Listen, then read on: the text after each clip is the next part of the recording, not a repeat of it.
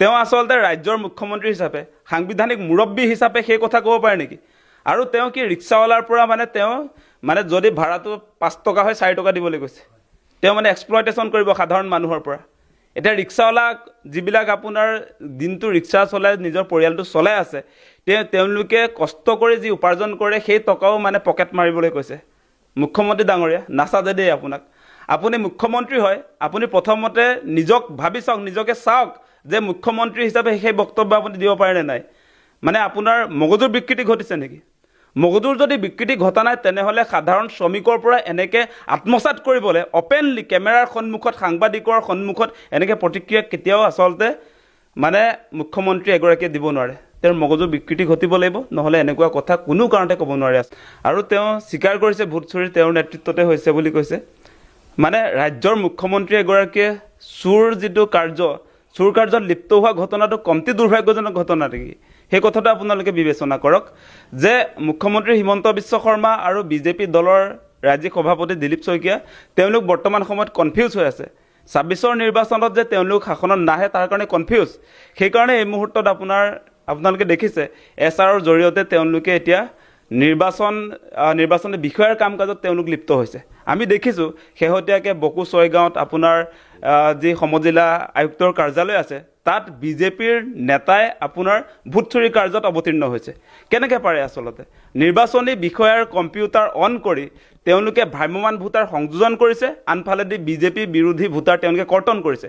ক'ত অধিকাৰ পাইছে আচলতে? বৰ্তমান সময়ত গণতান্ত্ৰিক ব্যৱস্থাটো তেওঁলোকে তছনছ কৰিছে। আৰু আপোনালোকৰ সংবাদ মাধ্যমত প্ৰচাৰ হৈছে বাতৰি, গোটেই ভিজুৱেলছবিলাক ওলাই আহিছে যে তেওঁলোকে সঁচাকৈ নিৰ্বাচনী বিষয়াৰ আপোনাৰ কাৰ্যালয়ত ভোট চুৰি কাৰ্যত ধৰা পৰিছে। তাৰ পাছতো একশ্যন নলয়। নিৰ্বাচন আয়োগ বৰ্তমান সময়ত নিৰ্বিকাৰ অৱস্থাত আছে। ইতিমধ্যে গোচৰ তৰা হৈছে, তাৰ পাছতো আপোনাক গ্ৰেপ্তাৰ কৰা হোৱা নাই। কেনেকুৱা দিন চলিছে বৰ্তমান সময়ত আচলতে? মুখ্যমন্ত্ৰী হিমন্ত বিশ্ব শৰ্মাৰ নেতৃত্বত অসমত সমুলঞ্চে গণতান্ত্ৰিক পৰিৱেশ তছনছ হৈছে। আজি তেওঁলোকে গণতান্ত্ৰিক ব্যৱস্থাৰ জৰিয়তে তেওঁলোক পুনৰ গাদীত আহিব নোৱাৰে, সেইকাৰণে চুৰ কৰিব খুজিছে। আজি এই চুৰ কাৰ্যটোৰ মেইন কামাণ্ডাৰ আমি শুনিছোঁ যে অশোক সিংঘালৰ নেতৃত্বত হৈছে। তেওঁ কি কৰিছে, আপোনাৰ উত্তৰ প্ৰদেশ, বিহাৰ, হাৰিয়ানাত যিবিলাক ভ্ৰাম্যমান ভোটাৰ, সেই ভোটাৰসকলক ইয়াত আপোনাৰ সমষ্টিয়ে 10,000 মানকৈ তেওঁলোকে আপোনাৰ নাম ভৰাই দিছে। সেই প্ৰেক্টিছটো বিহাৰৰ নিৰ্বাচনত হৈছিলে।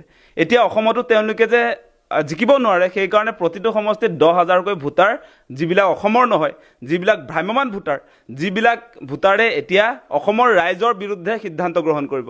আমি যিবিলাক জনপ্ৰতিনিধি নিৰ্বাচন কৰিম, সেই আমি নিৰ্বাচন কৰিবলগীয়া জনপ্ৰতিনিধি আমি এতিয়া কৰিব নোৱাৰোঁ।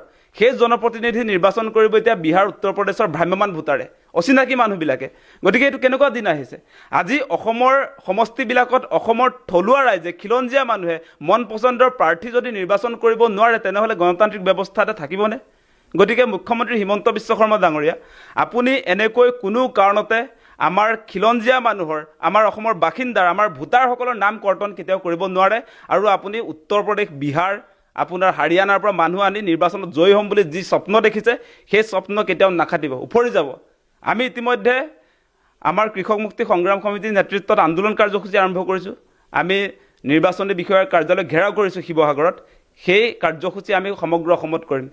মুখ্য নিৰ্বাচনী আয়ুক্তৰ কাৰ্যালয় ঘেৰাও কৰিম। কিন্তু এনেকৈ কোনো কাৰণতে আপোনাৰ স্বতন্ত্ৰ এটা অনুষ্ঠানক, এই নিৰ্বাচনী আয়োগ বুলি ক'লে আমি স্বতন্ত্ৰ অনুষ্ঠান, নিজৰ অটনমি থাকে। তেওঁলোকে বিজেপিক আকৌ জিকাবৰ কাৰণে ঠিকা লৈ থোৱা নাই, অসমৰ ৰাইজে ঠিকা দি থোৱা নাই। কিন্তু সেই কথা আমি স্পষ্ট কৰি দিছোঁ, নিৰ্বাচন আয়োগ কোনো কাৰণতে বিজেপিক জিকাবৰ কাৰণে দালালি কৰিবলৈ ইয়াত নাহিব।